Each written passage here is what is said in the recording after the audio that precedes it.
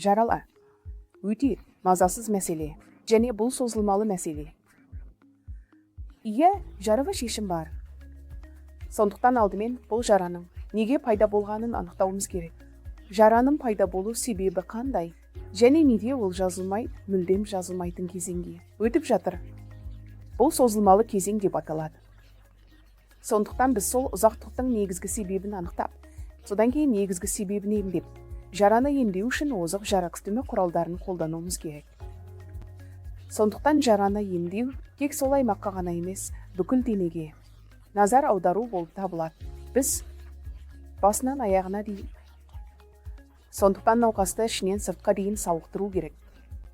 Сондықтан жаралы науқастарда бауыр мәселесі, бүйрек мәселесі, бақыланбайтын диабет, жүрек мәселесі, иммунитет мәселесі, аутоиммунды аурулар болады. Сондықтан бұлар жараның барлық себепкері. Сондықтан алдымен бұл жараны тудыратын негізгі себепті анықтап, сол себепті нысанаға алып, оны емдеуіміз керек.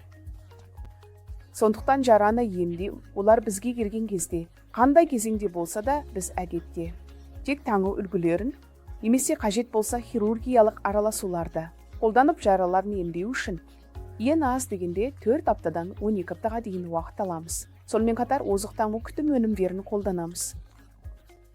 Бұл тек жараны емдеу емес, қадағалау өте маңызды. Біз науқасты қадағалауымыз керек. Сондықтан ондай жаралар қайтадан пайда болмайды. Дұрыс білім беру тобы болуы керек, және олар науқасты оқытады.